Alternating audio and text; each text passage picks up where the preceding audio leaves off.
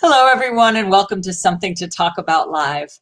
My name is Liz Owen. I am the Director of Communications for PFLAG National. My pronouns are she and her, and it is great to have you with us for another episode of our weekly discussion series on inclusion. And I am, of course, always joined by my good friend and colleague, Jean Marie Nevada. Hey, Liz Owen, how's it going? It is going, my friend. How are you? I'm okay. I was really working on doing an awkward stare into the camera for when you came on to make us all uncomfortable because we were just joking about how awkward it is staring into the void, but I couldn't do it without giggling. We're all used to it. I think that is the one thing we have all perfected over the last year is the awkward Zoom stare. I'm glad that I've escalated my normal awkwardness into virtual awkwardness. It feels like a real accomplishment. Congratulations. Thank you. I will see you later, Liz. Bye. Hey, everybody. My name is Jean Marie Nevada. My pronouns are she and her, if you speak Spanish, ella. And every single week we get together to talk about something LGBTQ related via putting out an article, writing a few questions, and then inviting a friend to talk about it with us. And so we're really, really glad that you're here. We have a super fun show this week on guncles. A term that I started hearing a few years ago, and now it feels like it is absolutely everywhere. And now there is a really fantastic novel about guncles, The Guncle, actually. And so for this, I actually want to introduce its author, who's going to be joining us in just a moment, Steven Rowley. And he has a great article in LitHub. We have the article up online for you. Which is at straightforequality.org/discussion series. And it's called The Humor and Grief of the Modern-Day Guncle. And his book is definitely getting a lot of attention. It was named People Magazine's Best Book of the Week, USA Today's 5 Books Not to Miss. The Washington Post listed it among the feel-good books of the summer. So we have a lot to talk about. So I'd love to bring Steven in now. Hello.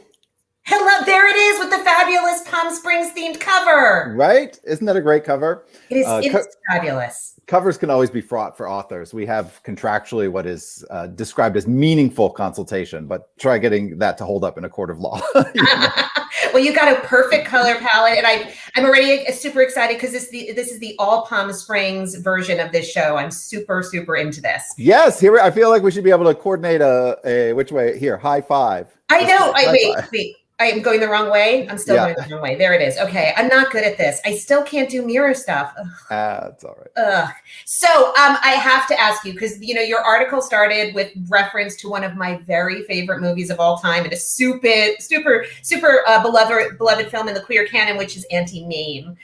So that was the jumping off part for the article that we're basing today's conversation on. So for people who may not be familiar with it, because we know we need to bring everybody up to speed in our canon, can you talk about what the meaning of that film is, particularly for gay men? Yeah, I think, it's no secret, but anybody who's listening who may not know that gay men have a particular fascination with actresses and with larger than life, female characters, a good broad, as they would have said in the 50s. And Anti-Mame was, falls into that category. I think she was a very much larger than life figure, first from the Patrick Dennis novel from 1955, and then a Rosalind Russell Broadway adaptation, and then a Rosalind Russell film, which is fantastic, and then a Broadway musical, I think, with Angela Lansbury, and then a movie musical of that Broadway version, with a kind of miscast Lucille Ball. But all of it, when it's not quite firing on all cylinders, is truly kind of magic. And I've had a long fascination with that character. But it did get me thinking, researching the life of Patrick Dennis a bit. The author, he was led a very sort of closeted life. He was married to a woman and had kids, and then came out at least as bisexual later in his life, and active in the Greenwich Village queer scene of the 60s. But and died sort of tragically young. But it got me thinking about lots of writers and artists who sort of created perhaps larger than life women, maybe as stand-ins for gay men who they weren't sort of able to write about openly. So it was a fun jumping off point to sort of reclaim one of these characters that might have been imagined as queer had that been acceptable or possible at the time. It's really fascinating. And I would say if anybody's watching hasn't seen any of the versions of it, I really encourage you to do it, especially using this lens. I think you could suddenly see the film in a completely different way. So, you write about this cultural moment that seems to be happening with Guncles. And as I said, I first heard the term a few times a few years ago, and now it seems to be everywhere.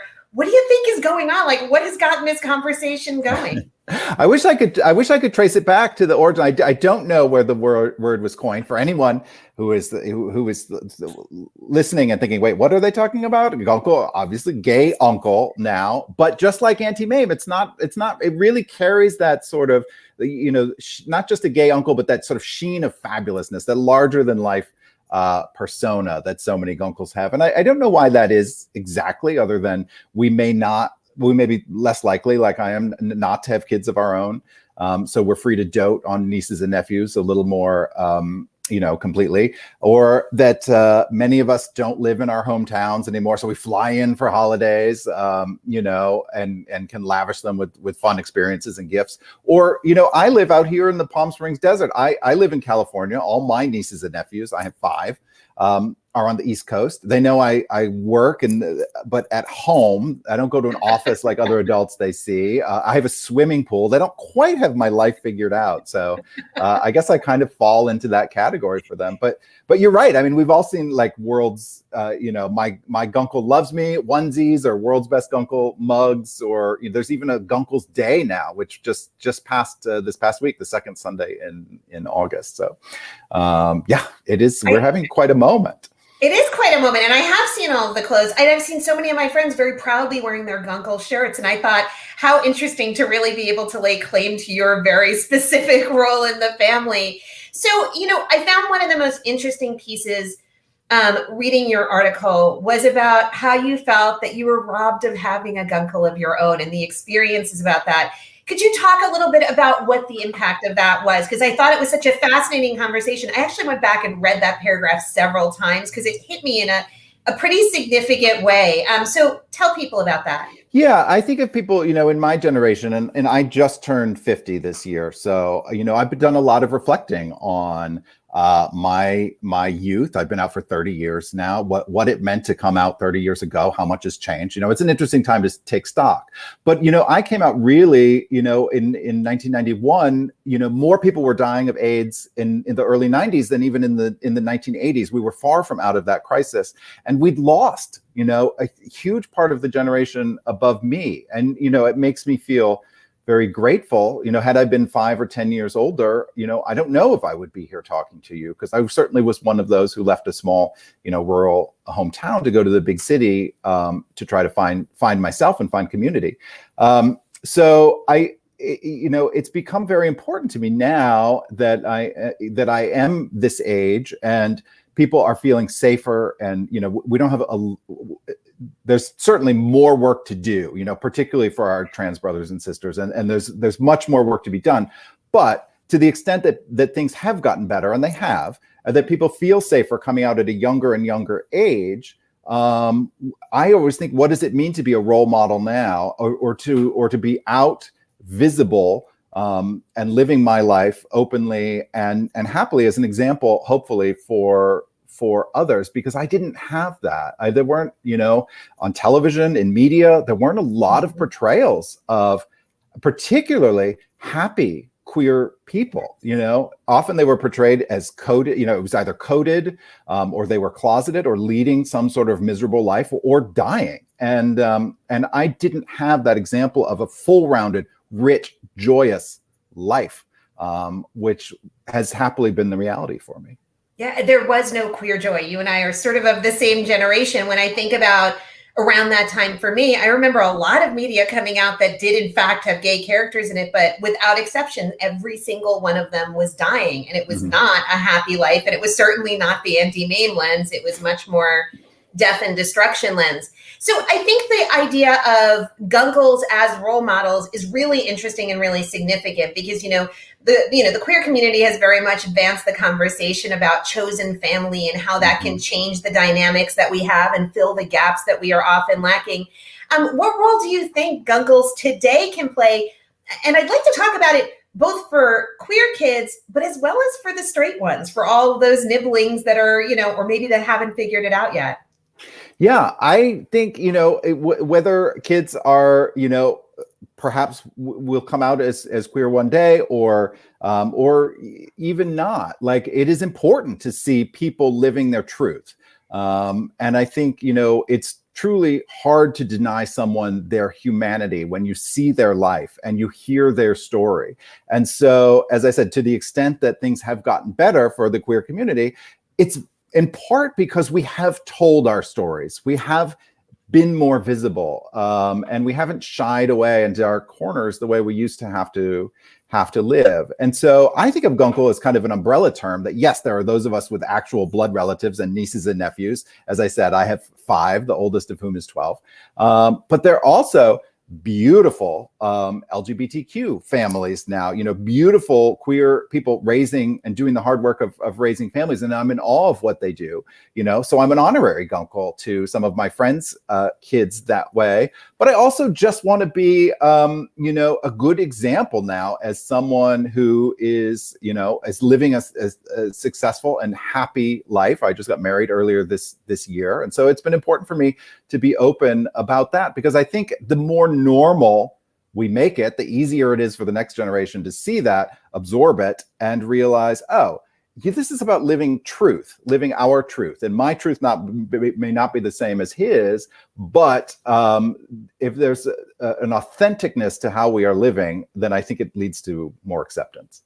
I think the line for all of us should be normal, just more fabulous. I think that kind of needs to be the line that I know. I should have one of my caftans on today. Like Patrick, the character in the Guncle, is fond of wearing caftans. So yeah, I should be in a caftan. Noticed that. Not lost on me at all. I was like, you're living in a place that has caftan parties. It's perfect. Yeah, exactly.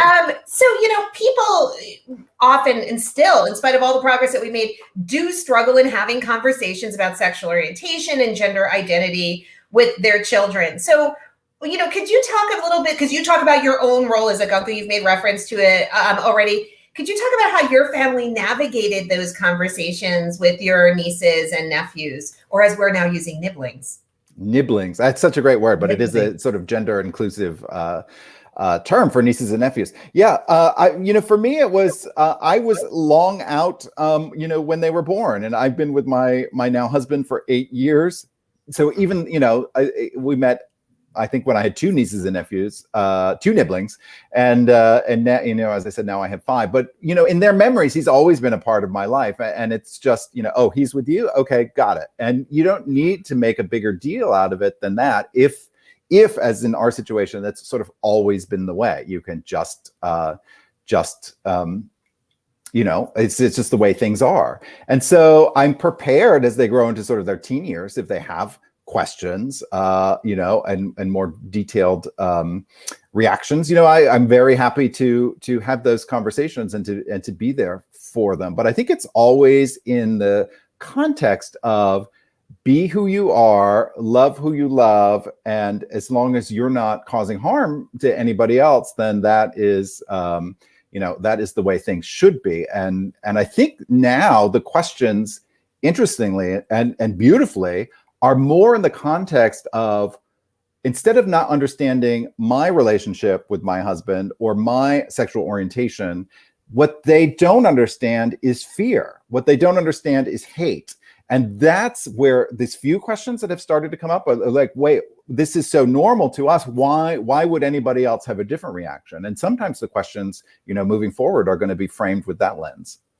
That's really fascinating to realize that we do, in fact, have whole generations growing up in a completely different context that we have. And it won't be until they kind of leave the nest, so to speak, that they actually experience anything outside of it. And what an amazing problem to have, having to introduce people to the fact that the world isn't as lovely as this is. But so do you have some recommendations for people who want to have conversations with their kids about this? Sort of in your experience, it was, well, we're here and you've seen this example and this is the way it is. But as for people who maybe don't have that and for whom maybe the Guncle is being introduced to the family, any suggestions on that? Yeah, listen, for me, I always try to lead with, I don't know what I don't know. So one, listen to others. even me, as someone now, and I've written this book, and Patrick, the Guncle character in the book, has wisdom he dispenses to his niece and nephew who he has for the summer. Certainly I have ideas that I want to impart, even though I don't have children of my own. I have ideas on child rearing and what I think is important. But listen, I'm not the final, arbiter of what is right or what is true. And so I try to listen. So a good jumping off point is listening to others. It's okay to say, I don't know, or let me find out more. I think that's one of the great things about reading, particularly reading fiction, is that it allows us to walk in someone else's shoes for a while. And so finding stories, finding books that you could share together, I think, as a family, is great. And at the end of the day, it's like, our struggles, our fears are largely the same, particularly in the context of how a kid might see them. So instead, any conversation that just makes it more inclusive instead of othering, I think, is a good start. Absolutely. So you, in the article, talked about an experience that kind of gave you some ideas about this when your family was visiting. Could you talk a little bit about that? Because I think it was kind of fascinating the way it unfolded. And when I started to read the whole thing, connect the dots, I thought, what an interesting sequence of events that got you to this point, and really did give you sort of the fodder, I think, to do some writing. Yeah. Well, as I said, I've had this long fascination with anti-MAME. That was starting point A. B was, yes, my brother brought his two boys out to visit, ages 3 and 5 at the time, from Boston, where my brother is an attorney. And after 12 hours here, he got called back to the East Coast to appear in court on behalf of one of his clients, and left me with his two boys, ages 3 and 5. And so I did very much feel like the understudy, sort of thrust into the lead role, kind of unprepared and without a script. And so granted, I had help that week. I wasn't totally on my own, but it did give me great appreciation for what he does. And also sort of just to what it means to be there for two young kids who are confused. In this case, they were confused about their father's absence in that moment, but providing, stability and comfort was something that I, had to scramble to do. And as you've talked to friends and people in your network about this book and about what you were writing about, have other people started to share their Guncle experiences too? Like, are you seeing a pattern with this? Are we all kind of having this cultural moment of coalescing around the Guncle? Well, first of all, justice for our lesbian aunts, or I was going to say, where's my word? We need a better word. Yeah, absolutely, because we have some really fantastic women and also genderqueer people in these sort of roles as well. Yeah, I now I don't remember the question. I don't remember the question. Like, this started really well, and I'm not sure I remember the question either. I know, we derailed. It got derailed. But listen, yeah, as I said before, I do see this as a sort of a catch-all role now for I hesitate to say sort of gay elders, but it is interesting being now on this other side and seeing young people come out now. And by the way, pick up the mantle and carry the fight into ways to break down new barriers and things that we didn't even. So I always try to listen. That yes, it is nice to be a sort of role model, as it were, but I always try to have to listen to the younger people too, because it's not my first instinct always to give my pronouns he, him, but I'm learning from and so this ties into anybody, as long as you're sort of leading with kindness, right? I'm very open to calling you what you want, but it may not be my first instinct to naturally get it on the first try. But as long as I appear kind and as an ally, that hopefully, we all have something to learn, and it's not just top down. It goes both ways. Just so I don't know if you noticed, but during our conversation, there have been many proposals made as to what we are going to use for lesbian aunts now. Oh, good. Here we're going to Gaunt or Gaunties. Yeah, see, there we go. Shivani has Gaunties for us. Gaunty sounds better than Gaunt, which is or alternate spellings. The Gaunt part. We're Gaunt. Yeah, I think that we're just Gaunt. Oh, because it has a glamorous. It has a yeah. It's all That's in there, much but it better. also has That's that glam. It has a glam as a prefix, and I love that I too. feel like finally lesbians are going to get what they deserve, like the glamorous aunt, and we're going to get that a gauntlet. So I always really am interested especially when I'm talking to gay authors, to find out, sort of as a writer, were there any queer writers that really influenced you and that sort of gave you a lens into what you were doing or made you think about your creative process as a person who is also queer? Yeah, for sure. I mean, and there are many that I greatly admire. Too many to list here. Although, I have a fascination with Oscar Wilde, who gets quoted several times in the book, all the way through, sort of Michael Cunningham and Andrew Sean Greer, who won the Pulitzer for Less just a few years ago. And so, and now I have been in the very fortunate position that I've gotten to meet a lot of these, at least the contemporary authors, queer contemporary authors. And, those friendships have been invaluable to me. But I also try to leave room for, others to tell their stories. For instance, I'm usually not writing coming out stories because, for me, my coming out 30 years ago is not necessarily relevant to that today. And also, by the way, there have been a lot of cis white male coming out stories that are already beautifully rendered and are there, and I would love to pass the mantle of that to younger writers, for, trans coming out stories or, from different ethnicities or religious backgrounds that really might help foster more understanding today. So I'm excited by young and new writers, again, coming up behind me. Any of those that you're particularly paying attention to or that you've been focused on lately? Oh my goodness. I mean, this is the thing. I'm terrible with sort of on the spot things. I need to have like a laminated card and keep them on my computer because I like names. Names come and go. But there was a book that I really loved earlier this year from a queer author named Emily Austin called "Everyone in This Room Will Someday Be Dead." And it's sort of about, it's very funny, despite the title, or maybe because of the title.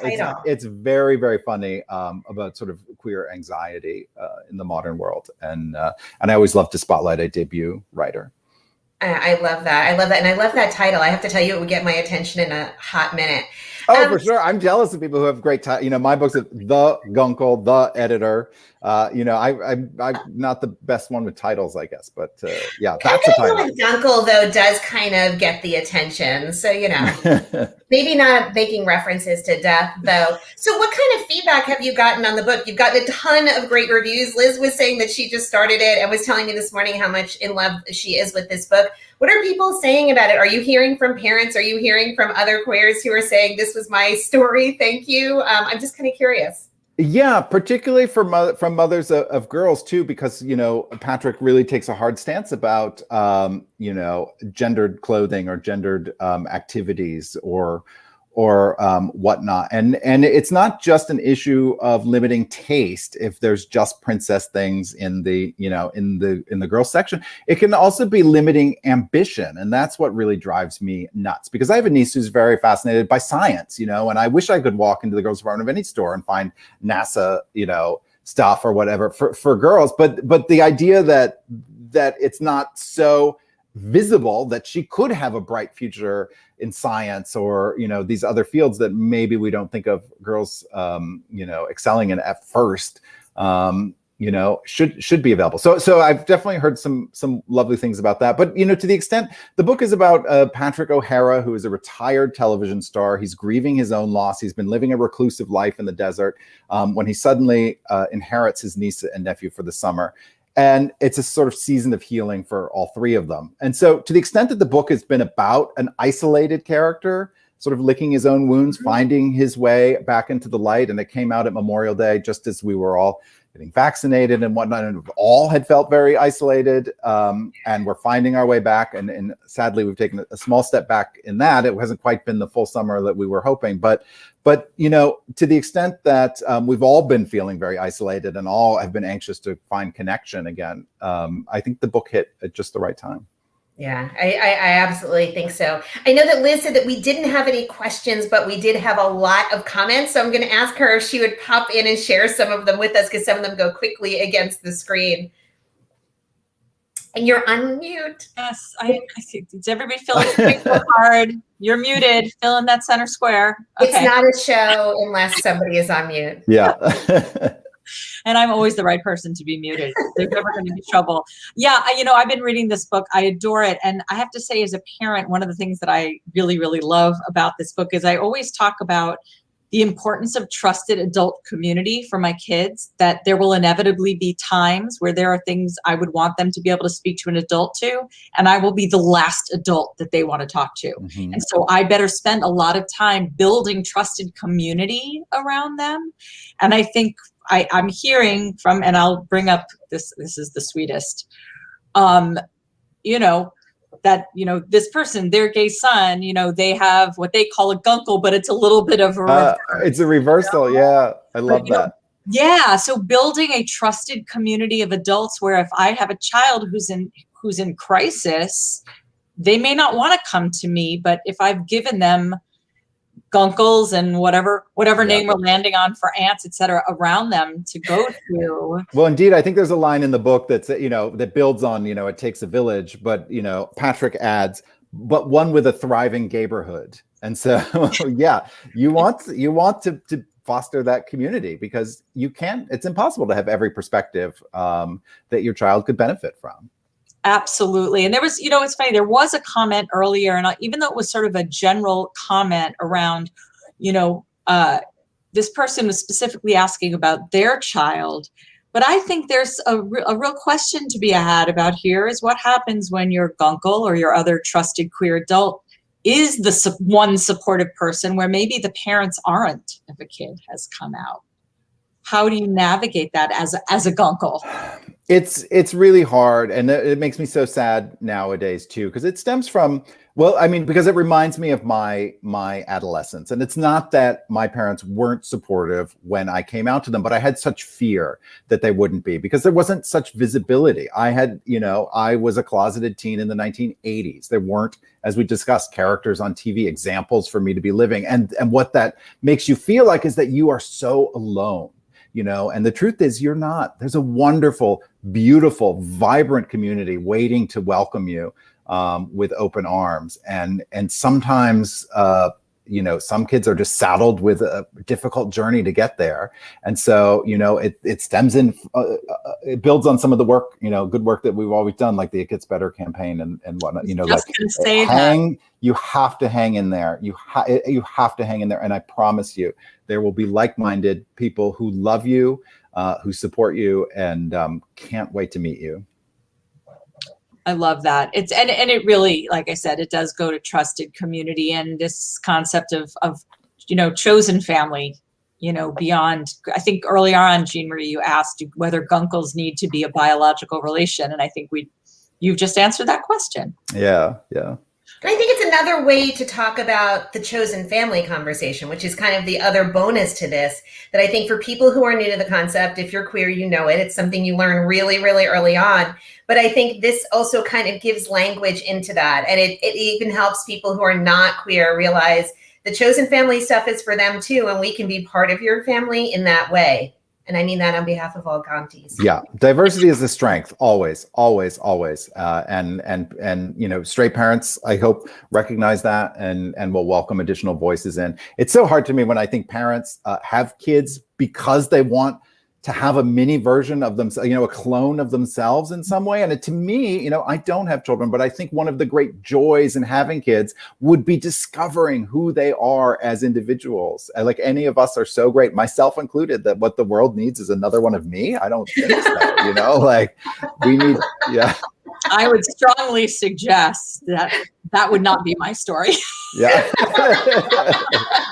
There are laws against a second one of me. It's not allowed. not going to happen ever. Yeah. It's for the betterment of humanity.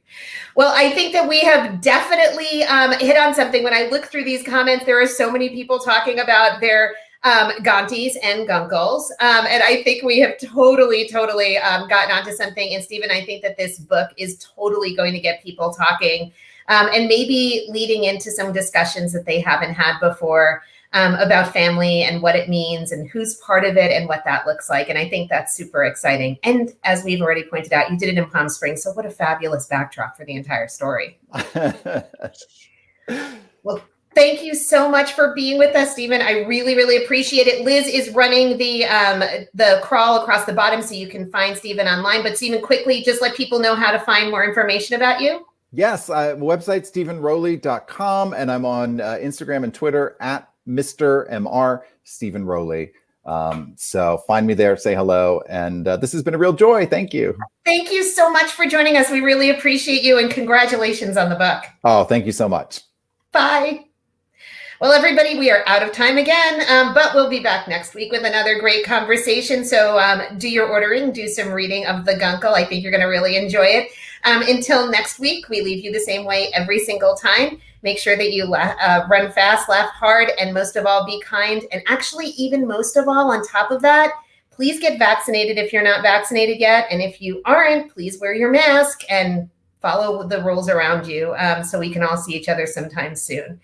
Take care of yourselves. We'll see you next Thursday on Something to Talk About. Bye, everybody.